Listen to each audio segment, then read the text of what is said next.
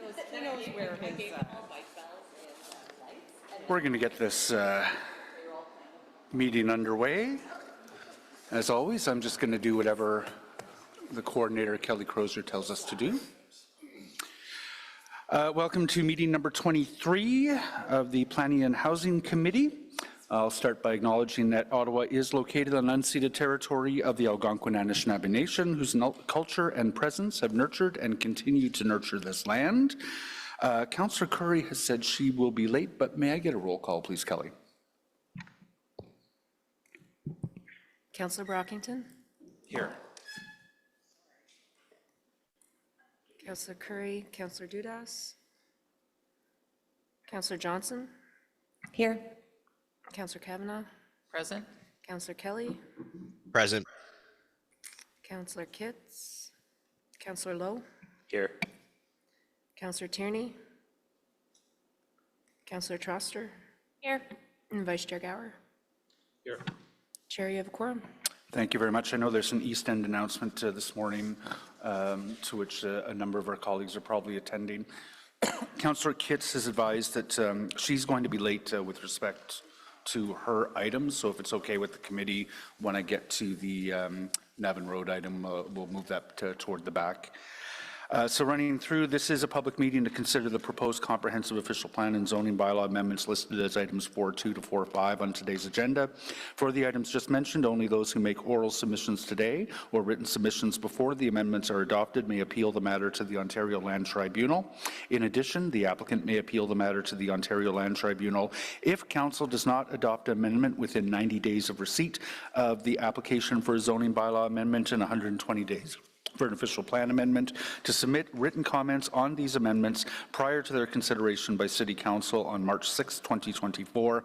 Please email or call the committee or council coordinator. Are there any declarations of interest? None were filed. Thank you. Are there minutes of the Planning and Housing Committee meeting 22, Valentine's Day, confirmed? Thank you. The development review items, the zoning bylaw amendment for 112, 134 Nelson Street, that item has been withdrawn, so we'll hear that at some point in future. There's a zoning bylaw amendment proposed for 266 Park Street in Rideau Vanier. We don't have any public delegations signed up to speak to it. Did any member want this held?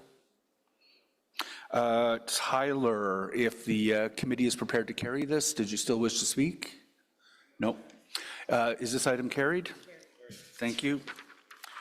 The zoning bylaw amendment for 845 Champlain Street, we have public delegations and a presentation, so we're going to hold that item. The zoning bylaw amendment for 3317 Navan Road, we have public delegations and a presentation for that item, so we'll hold it, and we'll hold it toward the end, I think, until Councillor Kitts is able to make it back to her seat. The item at 266 and 268 Carruthers Avenue and 177 Armstrong, we have a presentation, we have delegations to speak to that item, so we're going to hold it.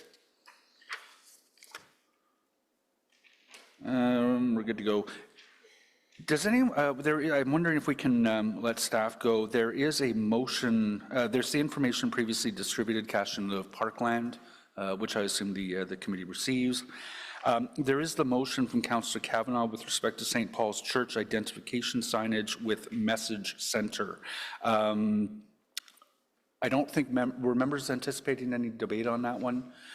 I'm wondering if we can just deal with that now. I know Councillor Johnson has some direction she'd like to ask of staff. Councillor Kavanagh, do you want to introduce that motion now? Sure. Am I allowed to read the whole thing? Yeah, thanks. Hold on. Whereas St. Paul's Presbyterian Church is proposing the installation of a replacement ground sign with electronic message center at 971 Woodruff Avenue, and whereas St. Paul's Church has been an integral part of Canada's capital region for over 60 years, providing invaluable spiritual, charitable, and communal services available to all members of the community, whereas the ground sign previously installed at the location in 1981 was installed with a manual message center and replaced in 2019 without the benefit of a permit, and whereas the church wishes to upgrade the existing sign and installation to install a replacement message center, and whereas the proposed signage does not comply with the permanent signs on private property bylaw, and whereas it is recommended to allow this request beyond the general application process for minor variance found in the delegation of authority provisions of bylaw 2016-326, which would result in the loss of $2,183 to the city, which is the corresponding minor variance fee. And whereas Heritage staff do not object to the application, therefore, be it resolved that Planning and Housing Committee recommends that Council approve in respect of 971 Woodruff Avenue, an exemption of sections 103B and 112B2 of the permanent signs on private property bylaw 2016-326 as amended to allow the installation of a digital message center of a property listed on the city's heritage register, and two, the installation of a digital message center less than 45 meters from a residential use in a residential zone where it is visible from that use. When in fact it's actually been working since 2019, but they hadn't had the permission.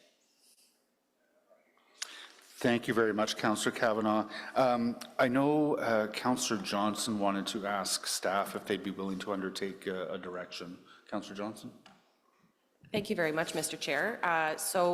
The reason why I wanted to bring forward the direction is simply because, you know, we have a motion on the floor to create an exception for a church on the permanent signs on private property bylaw, and my conversations with staff relating to a church in my ward just 2 weeks ago ended up in a different direction. And so I was hoping that the staff would take this direction to review the current provisions of the permanent signs on private property bylaw, including fees that could restrict or impact message centers for these types of groups. So schools, places of worship, recreation, athletic facility use, nonprofit organizations. The fees are quite prohibitive as well. So I understand from staff they'd be willing to bring back some recommendations to Planning and Housing and to Heritage Committee towards the end of the year. So would that be agreeable to staff?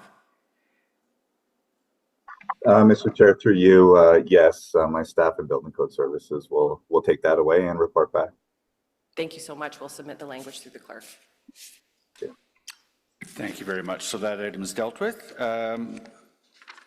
Oh, sorry, on the Councillor Kavanagh's motion, is that carried? Thank you. Thank you. So we go to the first held item, and I've already forgotten what it is. Park Street? No, we carried that. Champlain Street. So this is a zoning bylaw amendment for 845 Champlain. Lucy Ramirez, do you have a presentation for us? Chair, we didn't prepare a formal presentation, but we do have a few slides if you'd like staff to present those. Perfect. I know we have a public delegation, so we'll just get a brief overview of what the proposal is. Thank you.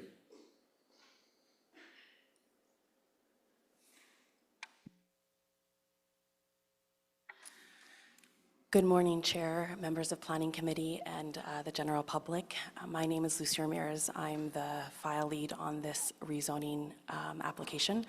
The address is 845 Champlain Street. Next slide, please. The designation is suburban east. It's a minor corridor. You can see with the arrow where the location is. Next slide, please. There's also a secondary plan that covers this area, and the designation within that secondary plan is O-Train Minor Corridor, and that promotes a mix of uses as well as a 4-story height limit. Next slide, please. This just goes to the 4-story height limit. Next slide, please. Planning staff is recommending approval of the application for 845 Champlain Street as shown in document 1 to permit a stacked dwelling with 10 units and a parking lot in the rear yard as detailed in document 2.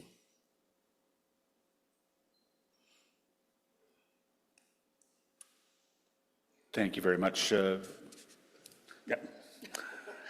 So I know Christian Campanelli with Evo Space Developments, who I'm guessing is the applicant. Are they online? Are they here? Hi, Christian. Is there anything that you wanted to add, or if you'd like, I can give you the opportunity once the public delegations to take 5 minutes to answer anything that you may hear after public delegations speak. I did prepare a brief presentation. Yep, come on up, Ben.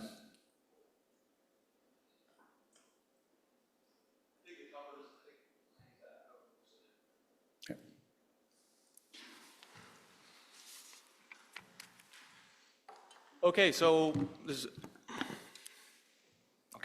my name is Christian Campanelli, president of Evo Space Developments. So yeah, this site, it's on the O-Train corridor. It's very close to the Ottawa River. It's north with the multi-use pathway, and there's the town center of Orleans just south, which also has the Place d'Orleans LRT, which is under construction. So we're really excited about that. Next slide, please.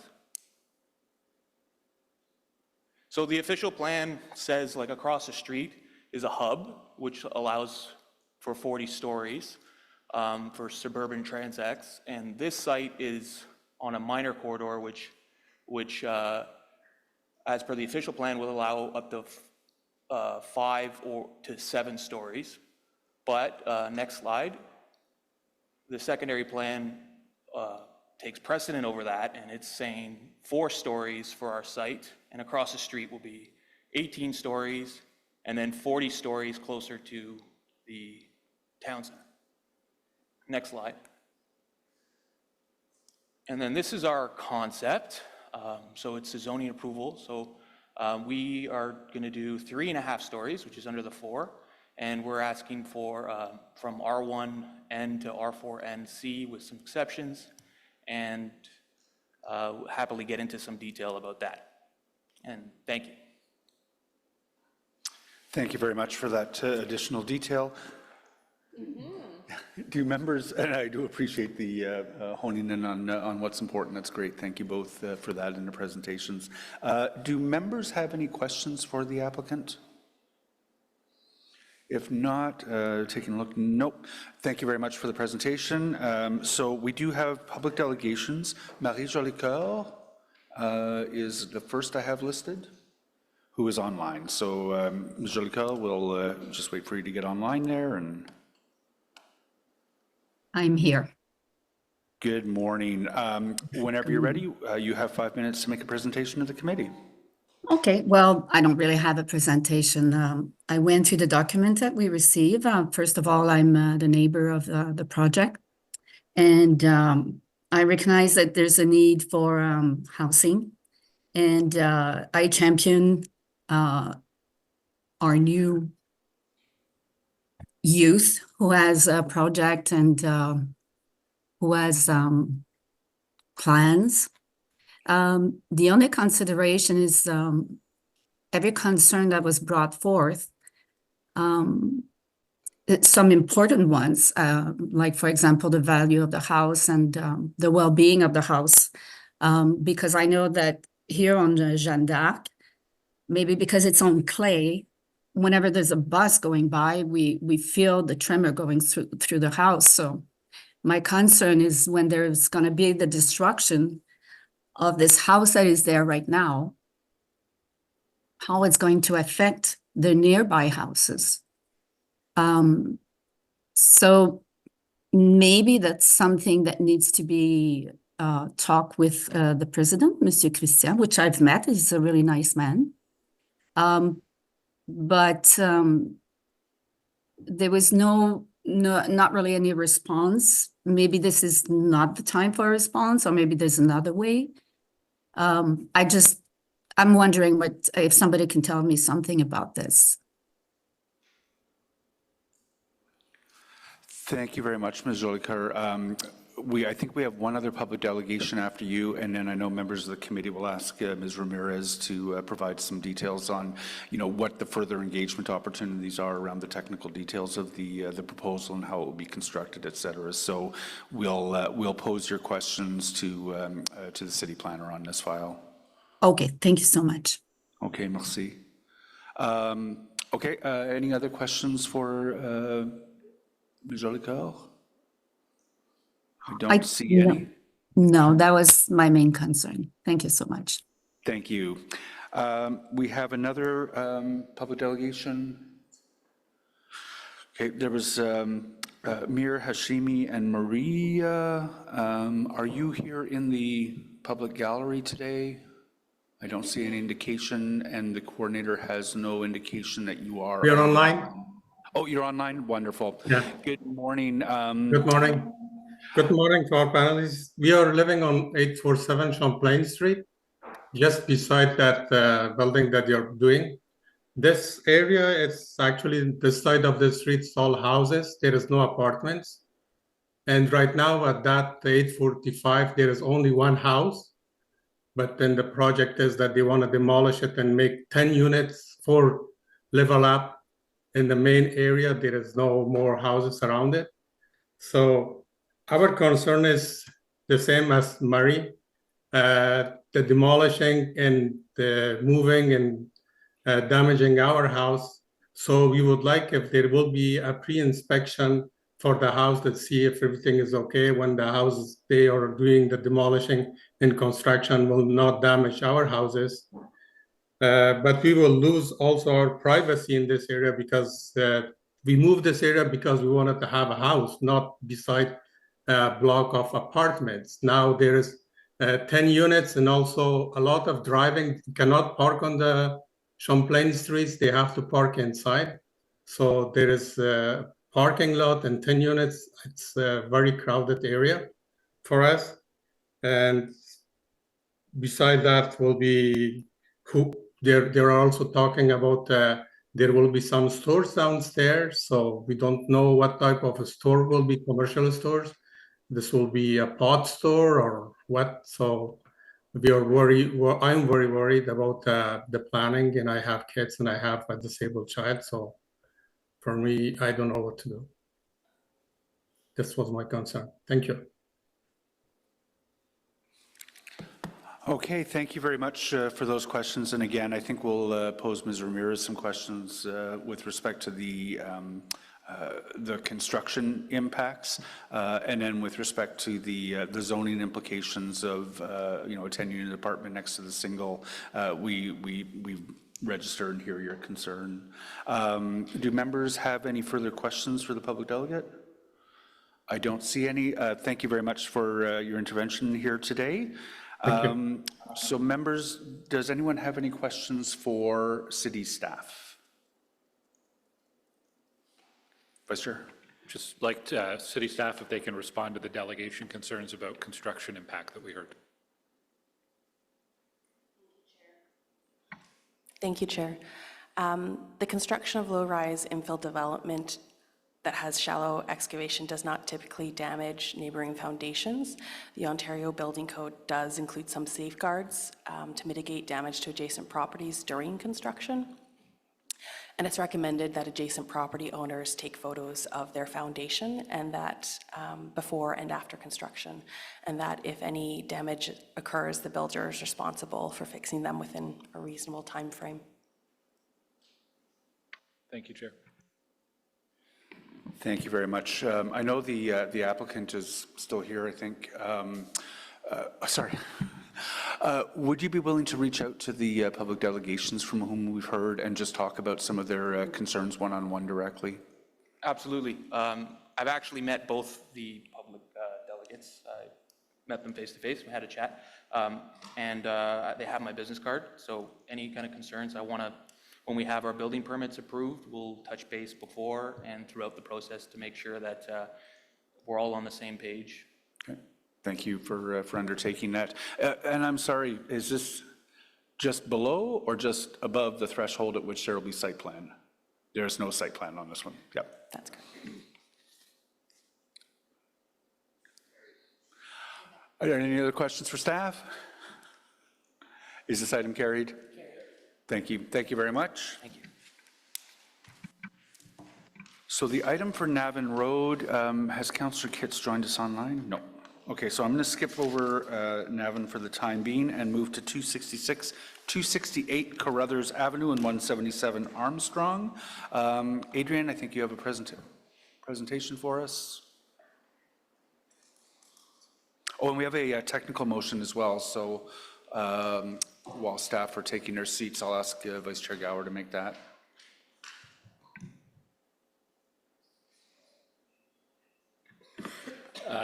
Whereas the buildings on the parcels of land known as 266 and 268 Carruthers Avenue and 177 Armstrong Street are owned by Taberge Homes, and whereas the building located at 266 Carruthers Avenue is currently vacant and subject to site plan control and building permit processes, and whereas the site is subject to a demolition control application in the event the owner applies to demolish the buildings before obtaining site plan control approval and issuance of a building permit, and whereas the owner has obtained site plan control and building permit approval for the building located at 177 Armstrong Street, and such building is nearing completion, and whereas the owner has applied for a zoning bylaw amendment and site plan control approval to construct a replacement building at 266 and 268 Carruthers Avenue, and whereas by waiving demolition control approval, the city will not receive $5,339.42, includes $1,028 legal fee and HST, which is the fee associated with the demolition control application.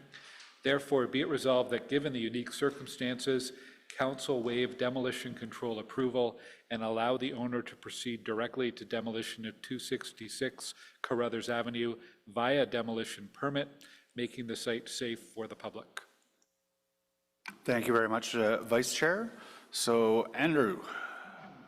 Good morning, Chair, members of the committee. As you know, I'm Andrew McCrate, Manager with Development Review Central. I want to start off by giving a kudos to my planner, Adrian Funvake, who was the file lead on this application, but unfortunately couldn't join us today. So I'll be taking over his presentation, which he was well prepared for, but we'll give it a go. So before you is the zoning bylaw amendment application concerning the properties at 177 Armstrong and 266 and 268 Carruthers Avenue. Next slide, please. The property is located in the Hintonburg neighborhood. You'll note that it is a unique L-shaped property with both frontage on Armstrong Street as well as Carruthers. It's on the north side of Armstrong Street, generally between Hinchy and Carruthers. There's already an apartment building being built on the 177 Armstrong portion, and there is a house remaining on Carruthers that was just the topic of the motion you just went over. Next slide, please. This is a zoom in of the property you can see the lot fabric and unique orientation of this property as well as the L-shaped configuration. The development at 177 Armstrong is already approved and under construction. The applicant is expecting to complete construction shortly, aiming for occupancy in May. It's a 33-unit apartment building and it forms part of this development site, but that portion of it is already constructed. The image on the right of the screen is the front of that 3.5-story apartment building. Next slide, please. The driver for this application came after the fact of the development at 177 Armstrong, where the owner, Taberge Homes, consolidated the two properties on Carruthers Avenue. And what's before you is the development for now an 18-unit, 3.5-story apartment on the Carruthers side. But it's being developed as a PUD, so a planned unit development. So the two buildings will sit on this development lot. They'll share things like the access for waste collection. There's a large rear yard area that would also be shared between the two buildings. But the driver of the application is this 18-unit apartment building. So some of the relief being sought, next slide please, is a reduction in some of the setbacks, an increase in the number of dwelling units from 12 to 18, some reduction in parking, loss of 3 spaces and 1 visitor, as well as some of the projections like not allowing balconies on the front story. Next slide, please.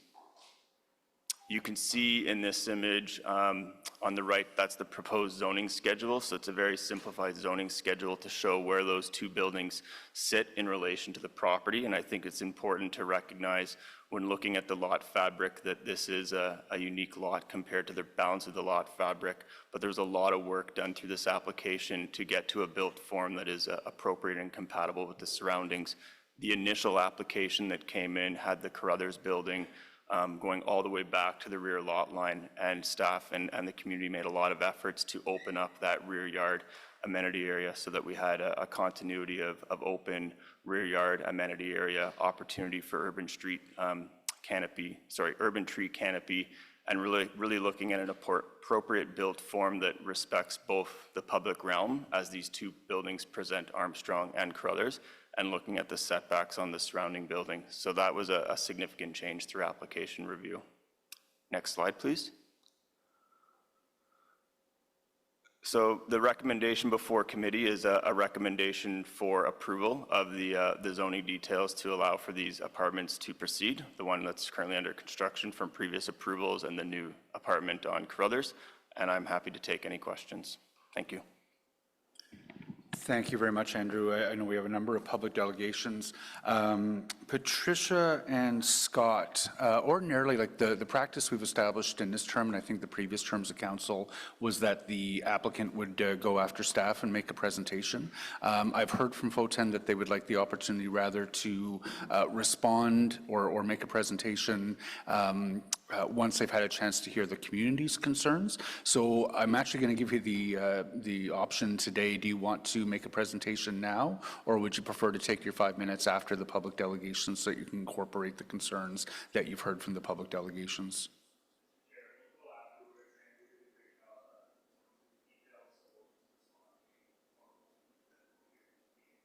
Thank you. So in that case, Cheryl, Linda, and Celine.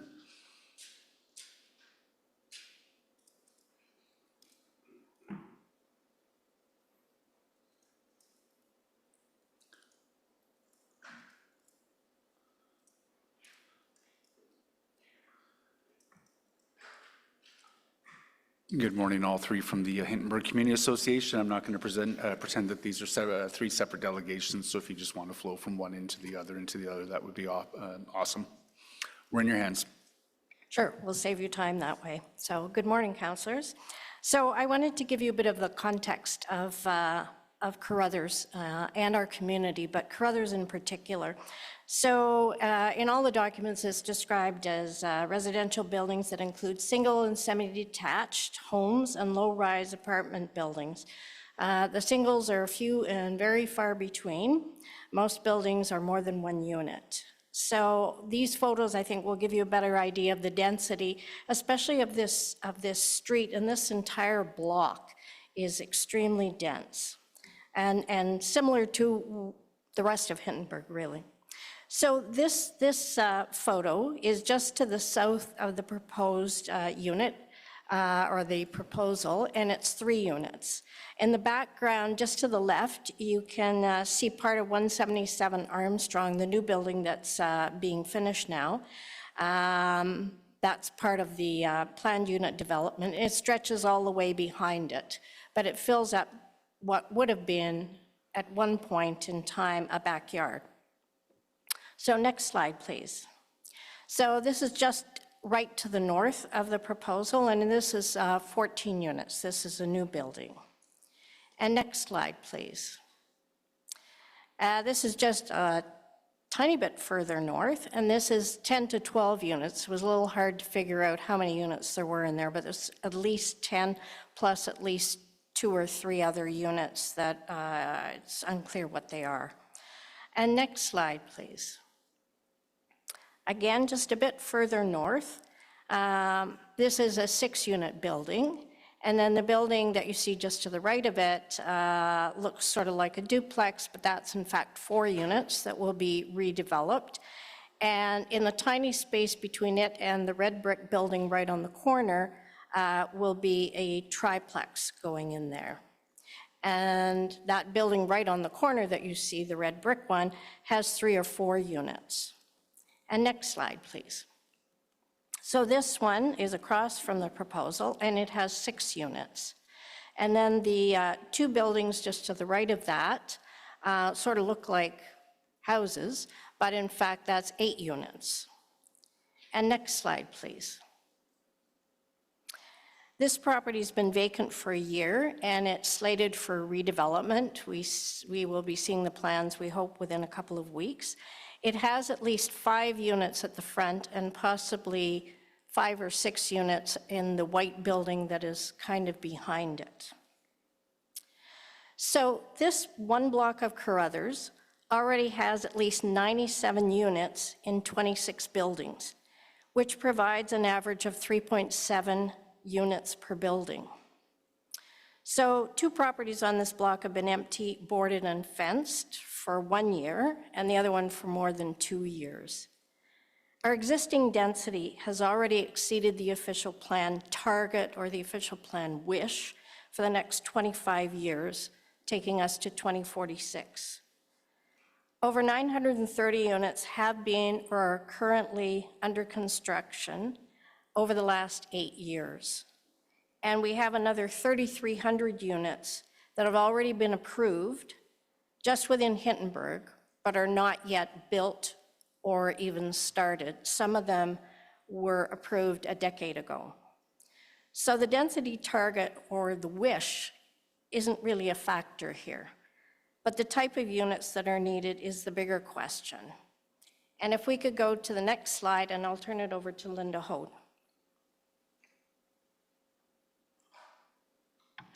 Thank you. Good morning. Let me get started in the right place here. This application illustrates several issues arising from current intensification policies, or more accurately, from the implementation of the policies. As you've seen, Carruthers is a narrow one-way street, which has seen a relentless replacement of older, single detached homes. Most of them are actually multi-unit homes, although they look and may have been built originally as single-family homes. Many of them had rear yards, and they offer family-sized units, many of them. The replacement buildings range from single-family long semis, often with accessory units and triplexes, to a high-rise building, which is out of this block, but is just north at Scott Street. This slide illustrates the fact that the number of new units, as my colleague Cheryl has pointed out, is startling, but very discouraging is the lack of 3-bedroom units. The question marks are there to mark ones where we suspect there might be a 3-bedroom unit, but we aren't able to confirm that. In spite of requesting every single application, and you don't see all of the applications that we see, the Committee of Adjustment handles many of the applications for intensification in our neighborhood, as I suspect in your neighborhoods as well. We meet with the applicants. We always ask for 3-bedroom units. We always get the answer no. So the number, and the official plan has a policy which concerns the diversity of housing opportunities to provide housing choice. We're not getting the housing choice we need. Carruthers is situated, as is almost all of Hintonburg, within 600 meters of transit. We have a lot of transit stations around Hintonburg, and it's zoned for intensification, which we understand and support. Carruthers is a 15-minute community already. It's ideally situated for family living. Within walking distance of this proposed development, we find the Rosemount Library, Somerset West Community Health Centre, Connaught Public School, Fisher Park Public School and Summit Alternative School, École Élémentaire Catholique Saint-François d'Assise, Hintonburg Community Centre and Park, Devonshire School, McCormick Park, right across the street from 177, geared to young children and seniors who would benefit from some of the things my colleague Celine will discuss. Parkdale Market and Park, which includes a wading pool. It's a very attractive child space. Sterling Carruthers Park to the north of this development, geared to young children. Failure to provide family-sized units in a neighborhood such as this will potentially lead to a loss of some of these services. Councillor Leeper may recall the fight to save Devonshire School. Maybe he doesn't go back that far. It was a battle that played out in several communities. I think it was in the early 90s. The school board thought, oh, nobody wants to live here. And they were thinking of closing schools. And if we don't get more families, we may face that situation again. I want to draw your attention to the report on the 3-bedroom policy in our official plan, which is in Appendix A of the submission we sent in to you. This report was submitted in June 2023, posted to the Engage Ottawa site. Not a word about it has been seen or heard since then. You will say this is part of the zoning bylaw work, but given what we're seeing in Hintonburg, which I'm sure is not unique, I believe that the question of how to provide 3-bedroom units and where to provide them is critical. I hope that you will direct staff to bring forth a report or a response to this report soon. This needs to be discussed. We're losing ground here. The consultant offers a number of alternatives to the existing policy in the official plan of requiring 3-bedroom units in high-rise buildings near transit. In particular, I want to draw your attention to one of the recommendations, which is near the bottom of the first page. Denser infill permissions in low-density neighborhoods. The idea of increasing missing middle housing options and ending exclusionary zoning in existing low-density neighborhoods has received a lot of attention. And he says, allowing denser infill in existing neighborhoods could be a way to expand the supply of family-sized housing in Ottawa. The consultant then discusses the including flex housing, small 3- or 4-story apartment buildings with no or limited parking. These are the solutions that we're looking at here in Ottawa. We've done this for some time, but we're not requiring 3-bedroom units in these forms of housing. So, Linda, your section is out of time. Okay, can I give you my last paragraph? No. Oh, thank you. The lack of 3-bedroom units in this development is nothing less than a tragedy. The planned unit development includes a large open rear yard shared by the occupants of 177 Armstrong in the new building, 280 square meters or 3,014 square feet. How many of you have seen an open landscape space like that? The fundamental problem is the applicant is trying to increase the number of units in this building from the permitted 12. We urge you to amend our recommendation, written recommendation, and amend the application to allow a maximum of 12 to 14 units, which would allow the applicant to provide some larger units and to deal with the serious accessibility issues, which my colleague Celine will explain now. Thank you.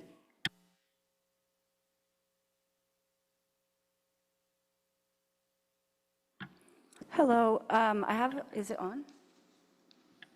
Is the mic on? Okay. Yeah. I have a set of slides that need to be pulled up. Oh, perfect. Okay. Good morning. Next slide. Thank you. Okay, so typically we don't really talk about site plan issues. However, these site plan issues need to be discussed due to the lack of accessibility inside of the building. On this slide, before I start, I just want to note the importance of a depressed curb in front of the building entrance. Since it allows tenants to be dropped off and the disabled or elderly to hop on to get on the curb without having to use their wheelchair on the street. So on this slide, the blue dashed line represents the route a tenant with mobility needs would have to take to access the garbage room and the shared outdoor living space. So the tenant would have to go up or towards Wellington on Carruthers, turn onto Armstrong, and then back to their building through an alley. So snow removal and ice is already just a big issue in winter in Ottawa. And this is a very long path to just get back to your building. So next slide, please. So here is a color-coded for the landscape and why they would have to do that pathway to get to the garbage room and the outdoor living space. So the only proposed precast concrete is in the yellow, which is located at the secondary exit, which is not a barrier-free exit to the building. So there's no way to go around the building without having to go down Carruthers, around Armstrong, and back to the alley. Next slide, please. So here is the basement level, provides an amenity of a storage room, which is not accessible to tenants with disabilities, the elderly, or even parents to young children with strollers. So you would have to go down the stairs to the basement level and down another set of stairs to access the storage room. Next slide, please. So this is the ground floor, which presents many issues. Upon entrance through the barrier-free entrance, you are met with a set of stairs or a lift. The lift is provided due to it having 18 units and the lack of space for an elevator. So you enter the lift, you go up the level, and you have to make a 90-degree turn to exit the lift. And anyone in construction knows that there needs to be a 5-foot turning point for individuals using wheelchairs and scooters. So right there, the lift is already dysfunctional, as you need to enter and turn 90 degrees, including having to bring your groceries in there and having to bring your garbage out through the lift because there's no access to the garbage room. So the garbage room, so if miraculously you get out of the lift somehow, you are now on the ground level where these accessible units are located. And there is the storage room that has, the garbage room that requires steps to go down to. Personally, I would not like to have to ask my neighbor to take out my garbage for me because that is taking away independence from me or other disabled individuals. Next slide, please. So another amenity that is offered is a terrace or a rooftop area, which is also not accessible. Next slide, please. So in summary, if you are disabled or you have any mobility issues, you cannot access the garbage room, you cannot access the storage room, you cannot access the outdoor living space, you cannot access the terrace. And a lift that is, as of now, I don't have the specifications of how big this lift is gonna be, but as it is on the plan right now, the 90-degree turn is already not functional at all. So next slide, please. Just a reminder that accessibility is not only for the disabled, it benefits everyone. And that barriers are around everywhere in public spaces, and somebody's home should not be any more disabling for them. It should be a place where they can relax and be able to do their stuff. Next slide, please. So what I ask you is, if you were a tenant and you are looking for an apartment, would you pay to live in a place where you cannot access these necessities and amenities? Thank you. Right on time. Thank you very much. Compelling presentation, obviously. Councillor Troster has questions for you.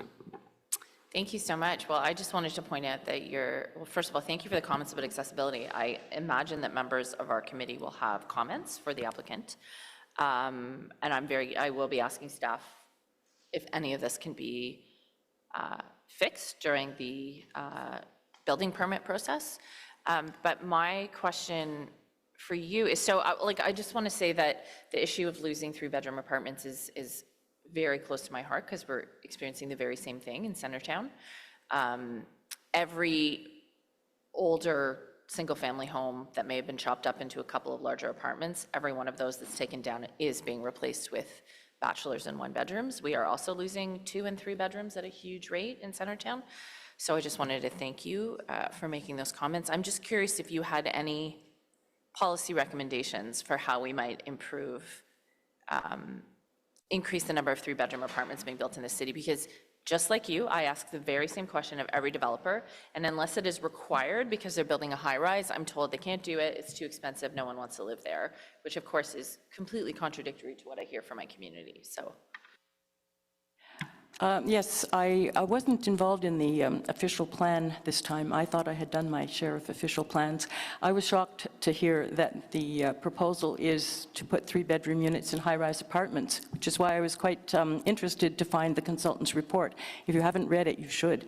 He's not in favor of 3-bedroom apartments in high-rises. He goes through all the market and various other reasons why it's not a good idea, which is why he has some suggestions at the end of the report, which seem to be in line with what I think most of us feel is the best solution for providing larger units. We are not requiring, and that's what Cheryl pointed out, we have a wish that these would these would appear. They have to be a requirement. If it's not in the zoning bylaw, actually, we'll have to amend the official plan probably to put them into the zoning bylaw. I'm not an expert on planning, but I suspect there may be some changes required. It has to be a requirement. There is no way you can build an 18-unit or an infill in a neighborhood with neighborhood amenities, a family neighborhood, if you don't build 3-bedroom units. Yeah, and I'll point out the developers that are excelling at this are the nonprofit developers. So the building on Forward Avenue that CCOC built to replace the old family shelter does contain 3-bedroom units, and all of their apartments are what they would consider visitor accessible, plus they have fully accessible apartments there too. So, if the nonprofit sector can do it and they're not making a lot of money because they're not even, the purpose is to provide affordable housing, I agree with you that we should be challenging the broader development community. So I appreciate your comment. It also occurred to me that they're competing with all the other 1- and 2-bedroom, new 1- and 2-bedrooms, and there's way more than we discussed because there are lots of them being built on Wellington, the other side of Parkdale. They'd have a unique product. I can't imagine that they couldn't market it.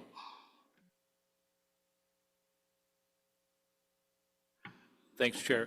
I was going to ask similar questions to my colleague, but thank the Community Association for bringing forward the concerns around 3 bedrooms and for sharing in your submission some of that background. And I'm sure it's something a number of us will follow up on with staff. It may be something that can be resolved through the comprehensive zoning bylaw review. Maybe it needs a different policy approach. But it's important to raise, and it's a challenge not just in Hintonburg, but in other parts of the city where we're seeing more apartment development. So thanks, Chair. Thanks very much, Chair. So the great presentation, by the way. The comments about the accessibility concerns are enlightening, I guess, to say the least.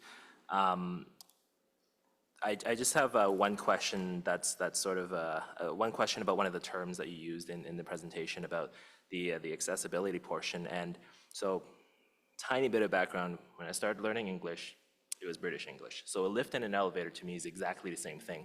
Can you, do you mind telling me what the difference is between the two? Yes, so a lift is an open space, kind of a cube, and it's typically used for like 2 to 6, 7 steps of height.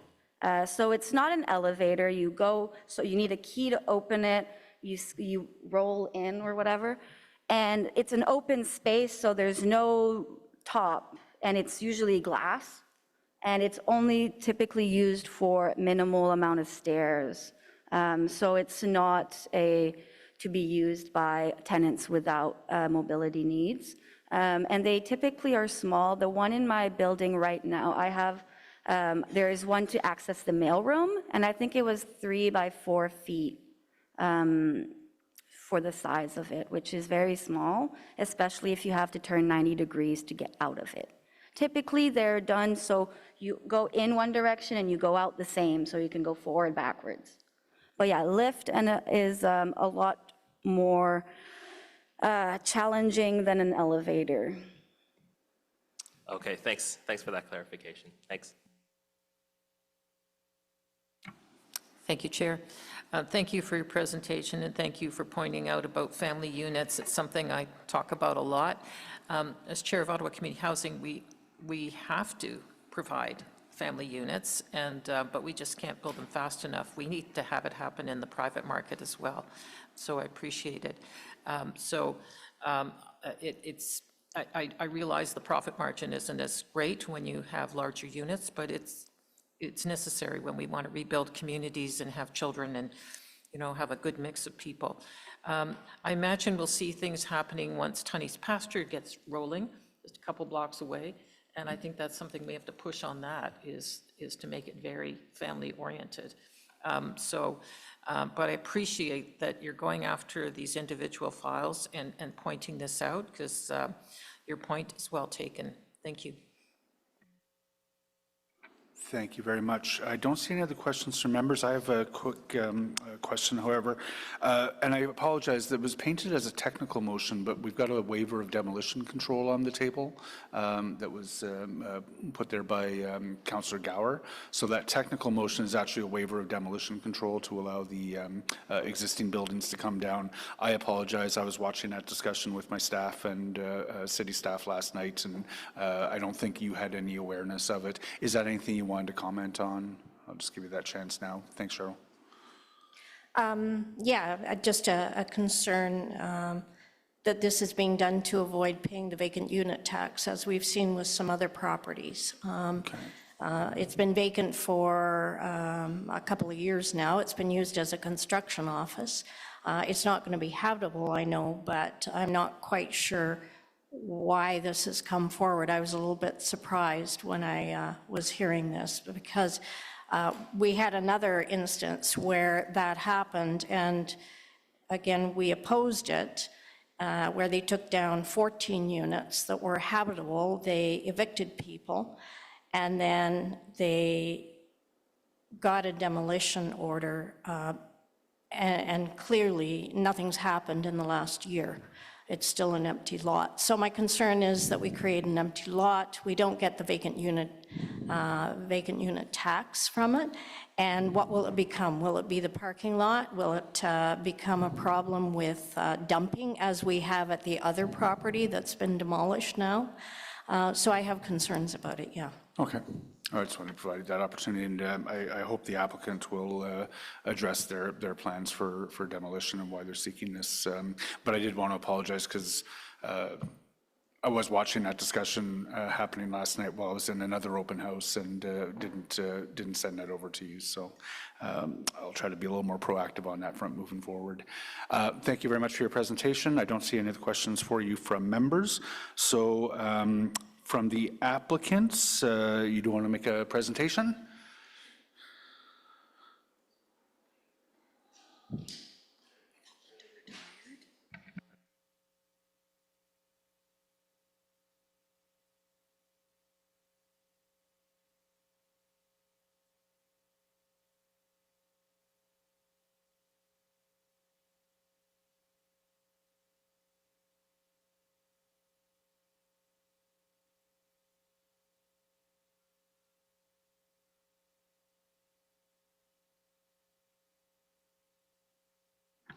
Good morning, Mr. Chair. If the coordinator could please, oh, perfect, just maybe go right to slide 3. My name is Scott Alain. I'm a senior planner from Foten Consultants. I'm joined here by Patricia Warren, who is a planner at Foten as well. I'd like to thank Mr. McCrate for his presentation, and I'd like to thank the Community Association, Ms. Hode, Ms. Parrott for their presentation as well. Mr. Taberge, the owner of the land, sends his regrets. He's attending a funeral today. I'll just get right into my presentation, just pointing to what we heard from the Community Association. Very helpful insights on this file particularly, and many files we do throughout the neighborhood. We're always willing to work with them. On this file particularly, Mr. Chair, you'll recall that we had a meeting with members of the Community Association and your assistant and the applicant, the client rather, which resulted in the key change to the building, which is reducing the floor plate encroachment into the rear yard, opening up more space and creating improved separation. So their contributions have been seen on this file. In terms of, I'm going to try and touch on a number of the items we heard from the community. 3 bedrooms, of course, were noted. This was contemplated for the site. The only kind of drawbacks are the following. So firstly, you're therefore dealing with more complex floor plates without going into the details of the floor plate composition. And in fact, this is something that we'll deal with in further detail at site plan. The introduction of a 3-bedroom unit, which we modeled, would require a projection of the upper floors into the basically abutting property, which is of course owned by the developer. Speaking with staff, this was something we agreed was not necessarily palatable, and so we proceeded with the design as shown. The other thing I wanted to raise is 3-bedroom units. Family units are important to all communities, especially meeting 15-minute neighborhood goals. The requirement for a 3-bedroom unit usually, in many cases, implies the requirement for parking.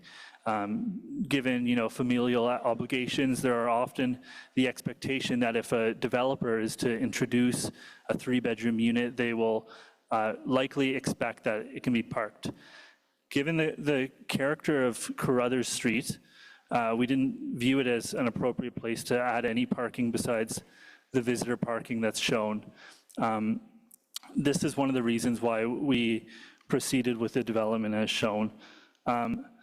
The accessibility comments were very detailed and informative. Regarding the request for a depressed curb in front of the building, I don't think that's something that we'd be opposed to accommodating, and some of these other things that can be reviewed closer during the site plan process and the building permit process, I think are items that are worth exploring. So thank you for that. I wanted to note that 177 Armstrong, which is the building that you can kind of see to the left of the shown slide currently. That building has an elevator that goes from, accesses all floors of the building, including the rooftop amenity.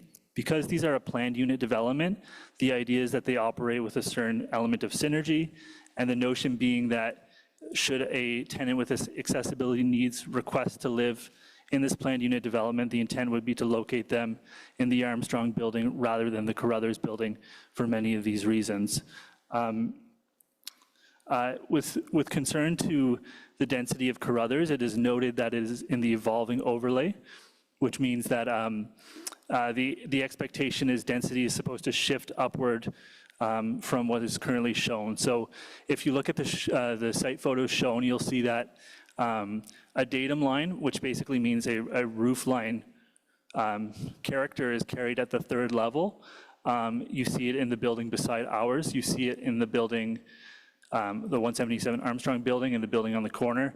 This is what we're looking for. The Scott Street secondary plan says to maintain a low-rise character, and we're going to reflect that.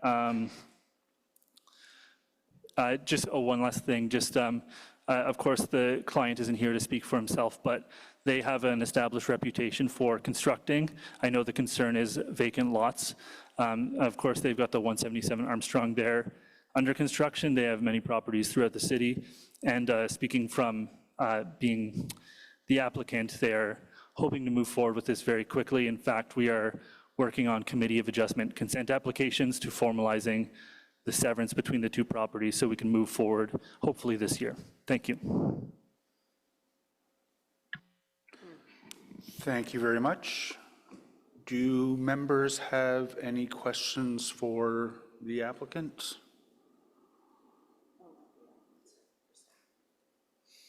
I don't see any questions for you. Thank you very much for the presentation. Thanks, Mr. Chair. So we'll turn to questions for staff, and I know Councillor Chaucer had her hand up quickly. Yeah, thank you very much. I would just like to pick up on the delegates' questions about the lift and the 90-degree angle and the fact that so many amenities are not available to folks with disabilities or who use mobility devices living in the building. I'm just wondering what is required under the building code in terms of accessibility? Because as we look towards our zoning bylaw review, I think wanting to improve our accessibility standards is something that would be a priority for me. So, if they're technically meeting the standards, but you have a situation where a person in a wheelchair couldn't easily get in and out of the elevator, I think that's a problem. So I'm just wondering if you could let us know what's required and how they're meeting that right now. Thank you, Chair. The councillor raises an excellent question, and I do take those comments from the Community Association into consideration. I'm only able to answer this question in part because I'm not an expert in building code matters, but I do know as a requirement that a multi-unit apartment with 18 units, at least 15% of those units have to be barrier-free. Where I'm venturing out of my expertise that I'm not going to comment on is the other aspects of the building where accessibility is required, other than I know that the principal entrance into the building would have to be accessible to get to those barrier-free units. And I've seen in cases where a building that doesn't require an elevator, you do have to have that lift system to get to those units. But in terms of access to amenity areas, I personally wouldn't be comfortable responding to that. Okay. Mr. Chair, if I may offer, John Buck is on the line and prepared to answer questions with respect to building code. Yeah, Mr. Chair. Yeah, with your consent, I'll jump in here. And yeah, I saw the discussion and the presentation on the accessibility. And yeah, these are all concerns that would be flagged in building code services as part of the building permit review process. I mean, broadly, 3.8, the barrier-free requirements of the building code do specify which portions of the building do and don't necessarily have to be accessible. There are, I mean, broadly, the ground floor where the barrier-free entrance would be, not all entrances to buildings need to be accessible. In this instance, I believe it would only be one entrance. However, all normally occupied floor areas do need to be accessible as well. Now, there are some exemptions with respect to service areas and whatnot within a building. Also, lifts are indeed allowable as opposed to full-blown elevators in certain contexts. So without having done obviously a comprehensive review of this, I can certainly flag that, you know, this is always on our radar for in the building permit process. So that's something that under the normal flow of a site plan to a building permit, we will be scrutinizing in detail when it comes to us. Thank you very much. I appreciate that. I think the delegate pointed out the very good point that, you know, you may be able to get in the door of your individual apartment, but if you can't do laundry, if you can't access the amenities that you're paying for in your rent, then that's not truly accessible. So I look forward to gaining more insight through our zoning bylaw review process to try to fix this, because, you know, the cost of rent right now is just astronomical. So if you're moving into a building that's supposed to be providing certain services and the only thing you can access is getting in and out of your apartment door and you can't throw out the garbage, that's a real problem. So thank you so much. And I do want to thank the delegates again today. I really learned a lot, and I think it provides a good starting point for conversations around accessibility when it comes to improving our zoning. So thank you. Thank you, Councillor Chaucer. I don't see any other questions from members. And I'm sorry, I was sidebarring with the coordinator, but I'm just wondering, Royce, with respect to ensuring 3-bedroom units in some of the low-rise buildings moving forward, do we expect that that is something that's going to be addressed or not in the comprehensive zoning bylaw review to come? So, Chair, the 3-bedroom requirement would be looked at through the zoning bylaw review. That would be the appropriate process for us to, council has 2 years, the next 2 years be looking at least 2 drafts of the zoning bylaw to see how that implements the official plan and what more we would be doing. The official plan does speak to targets, so the zoning bylaw has the ability to look at that, and it would be the appropriate instrument since it is a bit more finer grained than what the official plan is. A lot of the 3-bedroom feasibility comes down to lot sizes and configurations, and a zoning bylaw has a better ability to look at what are the right lots to in relation to 3-bedroom units.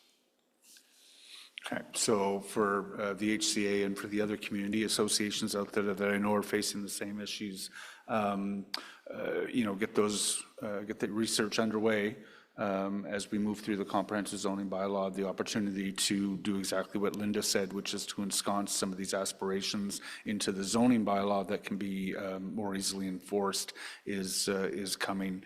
I do have some concerns about for example, on this project, the community association had suggested that we should cap the number of units, require the developer to put, by capping the number of units, the developer would have more flexibility to create more multi-bedroom units. I am concerned in this project about how much those multi-bedroom units would cost per month.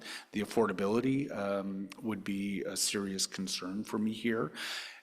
The If the zoning bylaw is clear on how many are required, however, then that can be priced in as the developers are purchasing land. And it would be, I just think, a more orderly rollout rather than doing things on the fly.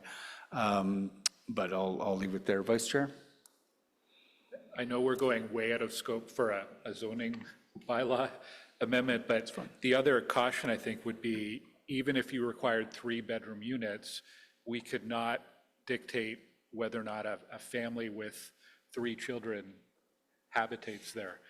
We would have no say. So you might end up in a situation where in order to build those units, the market rent would be so high that it might not actually be feasible for families, and you might end up seeing, say, 3 students moving in together or something. So it's a real challenge. Like, yes, we do need larger apartment units for families, but just requiring 3 bedrooms might not actually achieve that goal. So be interesting to see some of the discussion through the zoning review. Thanks, Chair. We don't people zone. I don't see any further questions from members. So first is the waiver of demolition control, the motion made by the Vice Chair, carried? Carried. And then is the main report recommendation carried? Carried. Carried. Thank you very much. Thank you, everyone. So we are going to come back then. Kelly, unless I'm wrong. What am I doing, Navin? Navin Road. Because I see that Councillor Kitts is here. Our East End colleagues have rejoined us after what I hope was a productive announcement this morning. Yes, thanks everyone for accommodating this item. Of course.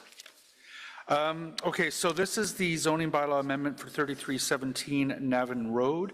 Sorry, did you say Curtis is or is not here? Okay, the public delegation is no longer with us. Did members, since there are no public delegations, did members wish to receive a presentation? I know Councillor Kitts wanted to ask questions of staff. So there's no strong desire on the part of members. Mr. Moody? Chair, I just want to flag that the planner on the file is on virtually. Shoma Murshid. Okay. If there are questions. Yeah, so Mr. Chown, if I think, did you want to make a presentation still if the committee is prepared to carry this?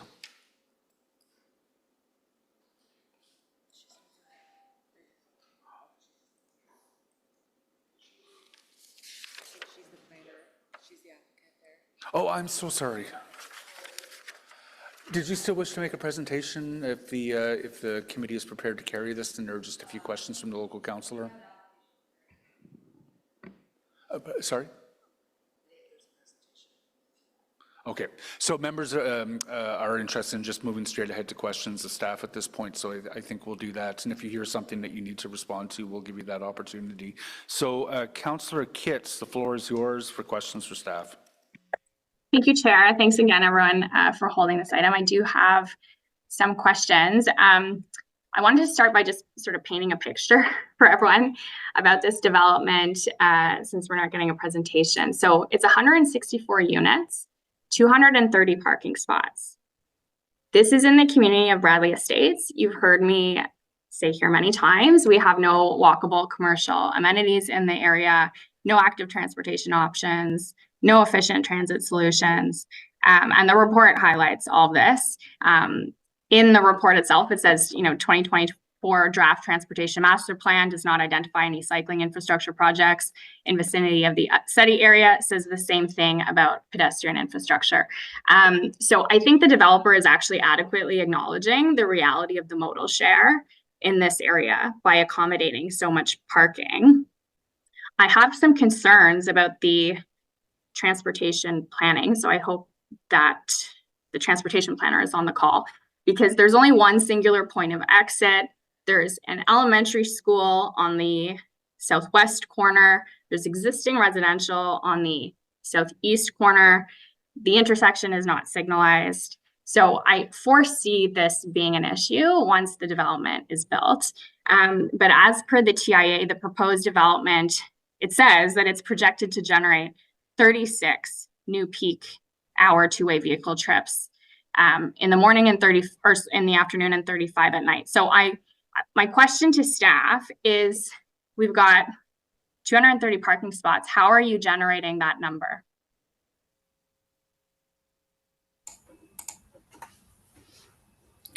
Thank you, Chair, for that question. So I am the transportation project manager on this file.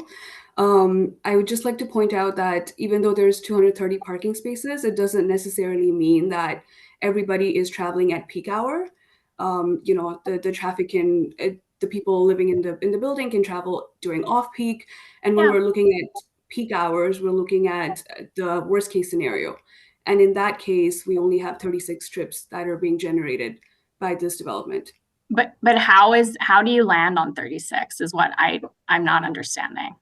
So we have a trans trip generation manual from where we calculate the trip rates. And this is a whole comprehensive study that's done, which looks at local surveys, which looks at, you know, other factors to come up with the rates. And that is how we determine what the auto vehicular mode share would be for this area.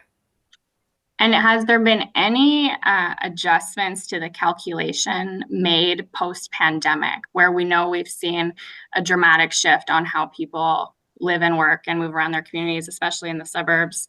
I'll use, you know, school drop-offs as an example. Has there been any any change to the way you calculate peak trips post-pandemic? I believe we're still looking into it, but it's still, the worst case scenario still even now is during peak hours. So the most amount of traffic still is generated at in that AM and PM peak hours. And how does the TIA impact your recommendation? Like, have you ever looked at a TIA and said, actually, this isn't going to work? It depends on neighborhoods and areas as well. If it's a TOD area, we might ask for more transit mode shares and things like that. In this scenario, it is mostly auto, and that, like you said, has been identified in the TIA. And that's it's still conservative. So I'm sorry, I don't know if that answered your question. Okay. No, I'll leave it there. I just, you know, I think colleagues, I think we need to do a little soul searching as a council. This area is where 1/5 of the residential development in the city is going. 230 parking spots for 164 units, which I think is the antithesis to everything we're trying to do as a city. But there's no other transportation options. We cannot fault suburban residents for driving if we don't give them other options. And in this example, I'm raising alarm bells because I foresee problems at this intersection when it gets built. But I consistently feel like I'm the only one saying, wait a second, I think there's going to be a problem here. And I want to support this. I applaud the developer for including affordable housing in this proposal. We need diversification of housing in the suburbs, but we cannot do it at the expense of unsafe infrastructure and increased emissions and reduced quality of life. We had a good win today on transportation for South Orleans. I'm hopeful that this will help, but I think we need a rethink on how we approach transportation planning. And I know I'm not the only councillor around this table that feels this way, but I think I represent one of the most extreme examples of it just not working. So I will leave it there. Thank you very much, Mr. Chair. So I had the pleasure of texting with Councillor Kitts a little bit last night about what we were seeing, and I just would like to understand sort of the process by which some of these sites become online. Can we walk through how this happens, right? So this lot had it was called development reserve, right? So it was being held for development. It is owned by the applicant at that time, or is it just something that's identified within our own boundary? It may or may not be owned by the same person that brings forward a development proposal. Okay, so we have this. We'll use the example of this particular application, obviously. So we have this parcel of land. It's being held until we can have the services, you know, anticipated for infrastructure. So with respect to stormwater management and those types of underground systems. Once we can foresee that those hookups are possible, then how does this application come to us? So there is a very straightforward process to lift a holding provision once the requirements of the hold have been met. It's a bylaw is taken straight to council and listed on the bylaws to do that. But there is an application process, a very straightforward one, to lift a hold.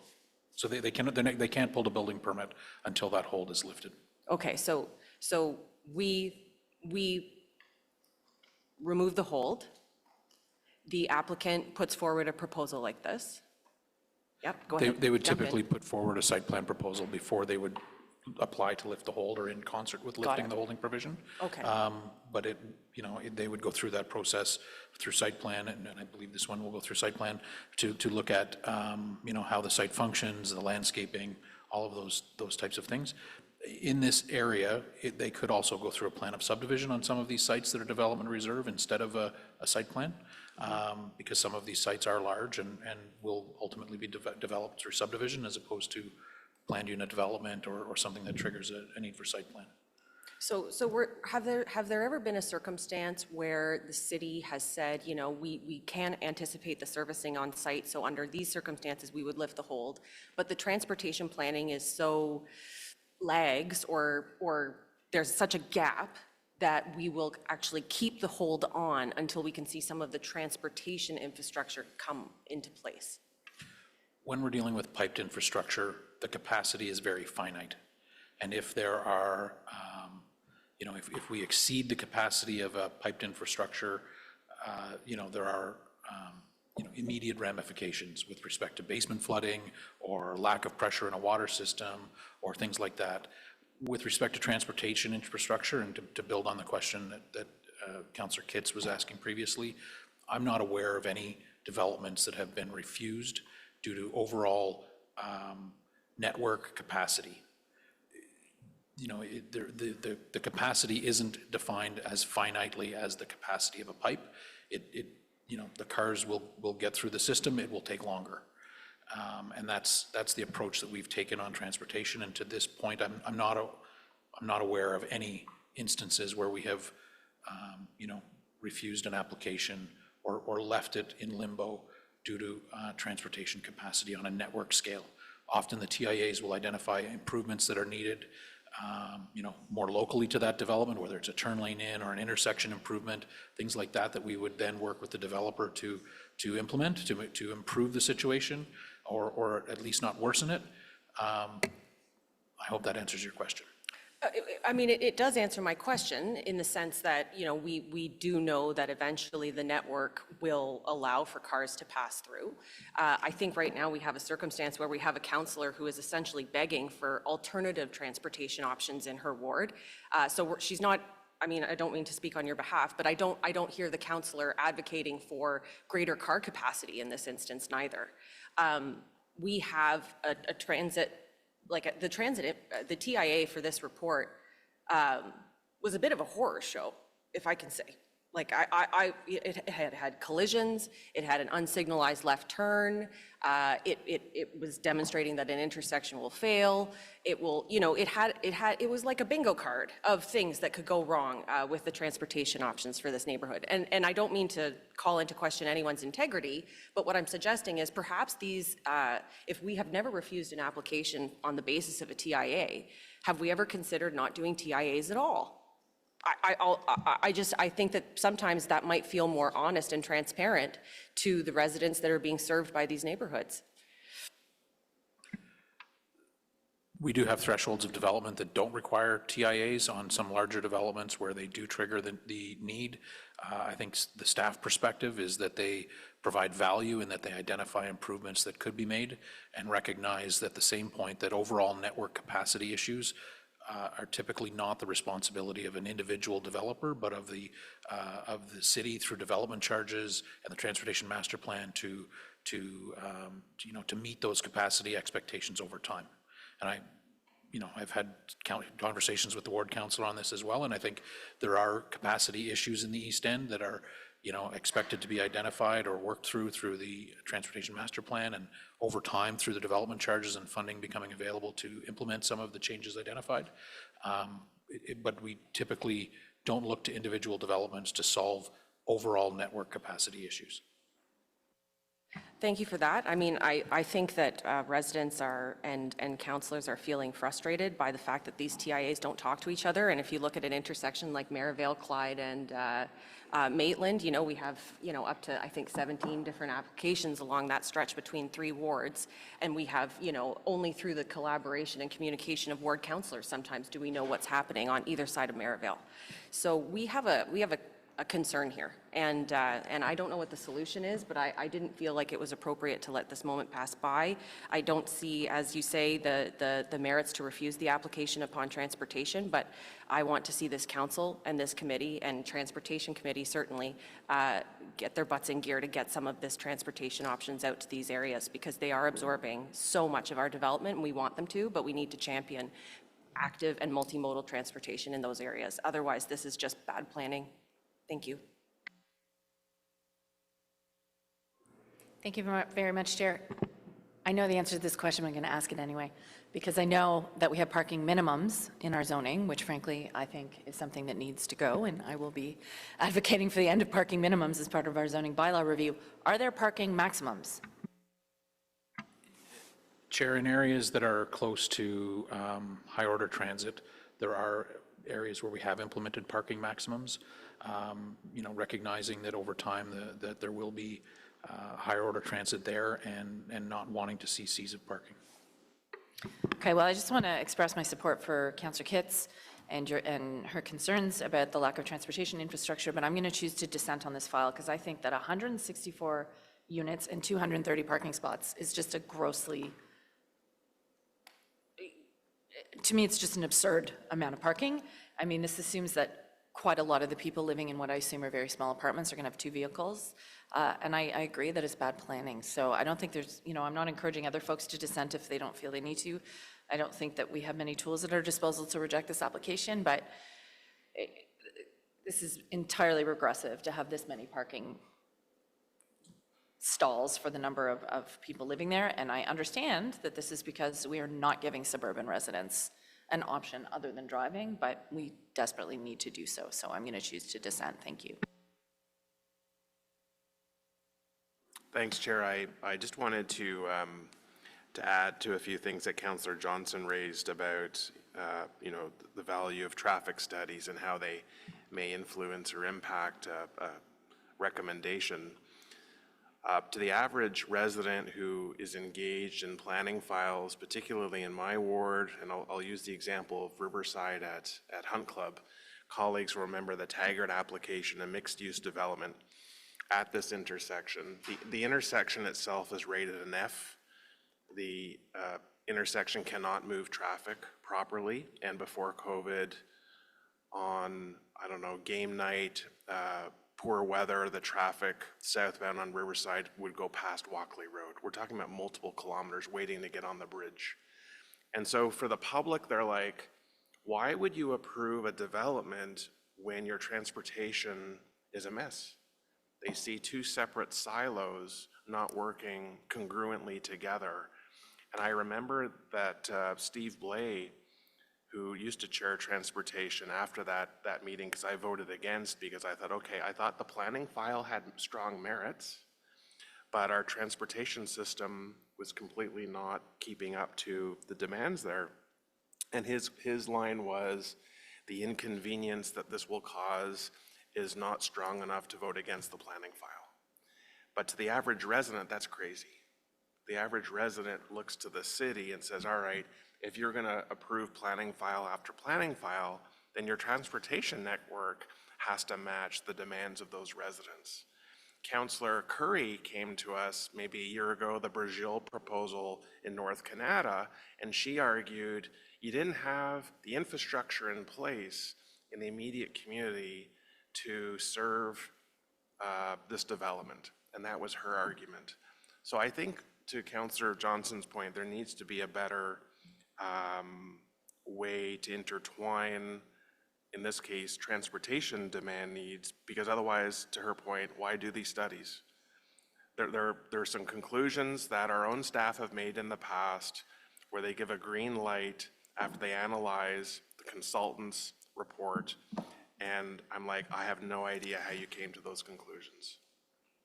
Bit of a head scratcher.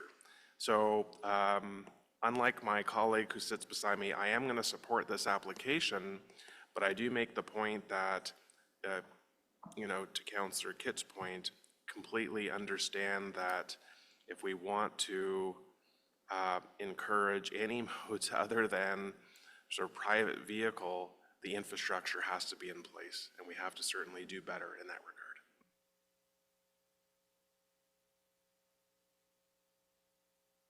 Thanks, Chair. We have some great plans for transit infrastructure in the East End, like really, really great plans. There'll be a transitway someday. There's a good announcement about Brian Coburn, so someday we're going to have some bus priority. I have no idea what the timelines are. I'm going to guess they're more than 2 or 3 years out, maybe much more. We have great plans. I'm wondering if Mr. Mark could give us some advice.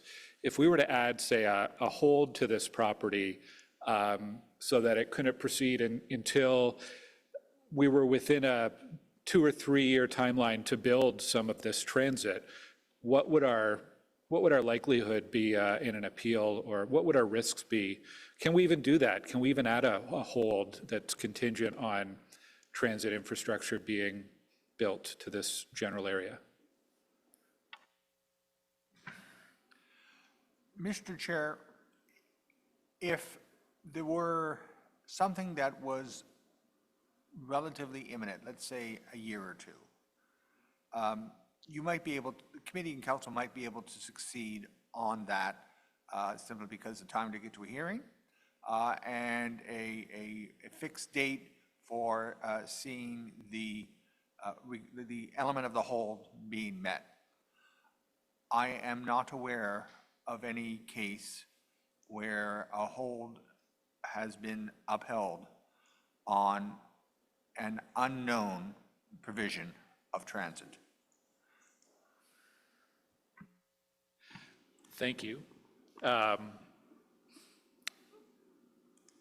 Between now and this comes to council, I'd certainly be open to working with any colleagues who have ideas on if there's appropriate hold or other way to ensure that developments like this in any part of the city are better timed with actual realization of some of the great plans we have for transportation. Thanks, Chair.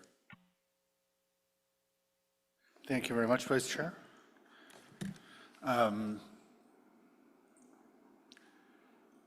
We are going to be embarking on a discussion about development charges soon, and transit infrastructure that we need to support development is paid for through development charges. The development community will talk to us about how much that adds to the cost of housing. But without those development charges, we don't get the infrastructure.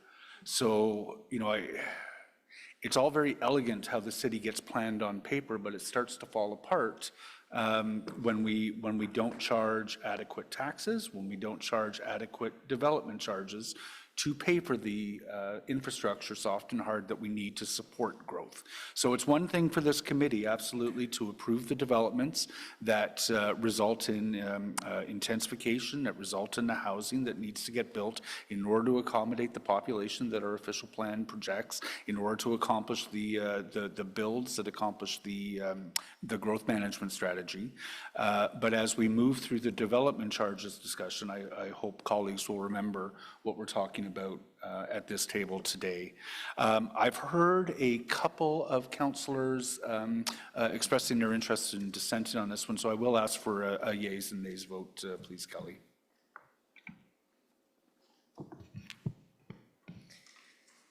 Councillor Brockington? Yes.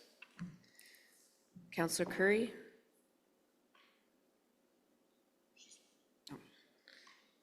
Councillor Dudas? Yes. Councillor Johnson? Yes. Councillor Kavanaugh? Yes. Councillor Kelly? No. Councillor Kitts? No. Councillor Lowe? Yes.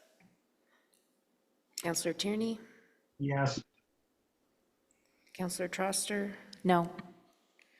Vice Chair Gower? Yes. And Chair? Yes. 8 yeas, 3 nays. Thank you very much, Coordinator. So that item carries, which is the end of our more substantial agenda.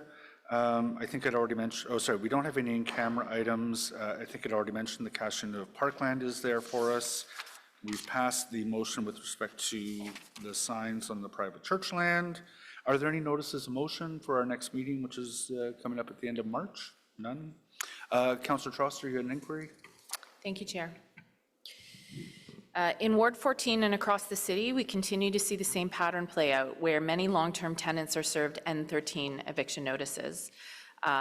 Cosmetic changes to units are made, and then the unit is relisted for a much higher rent, leaving low-income tenants, often seniors, with nowhere to go. Following recent reports from organizations including the Canadian Housing Renewal Association, the Alliance to End Homelessness, and Acorn Ontario, as well as the decisive action taken by our colleagues in Hamilton to implement a comprehensive anti-rent eviction bylaw, having more hard data about rent evictions and above guideline rent increases in our city is desirable. So I'd like to know what's the year-over-year incidence of issuances of N5, N12, N13, and AGIs at the landlord-tenant born in Ottawa from 2010 to 2023, and what's the rate of increase, if any? Thank you. Thank you very much, Councillor. Excellent inquiry. I'm looking forward to hearing those answers. Just as a preview, Stephanie, do we have a report coming in from, I think, the housing sector on the loss of affordable housing units. Is that at the end of March or in April? End of March? Okay, so a few threads coming together, but Steve Pomeroy should be coming in to describe the results of his most recent research. I don't believe we have any other business. We're adjourned until our next meeting on Wednesday, March 27th, 2024. Colleagues, thanks for good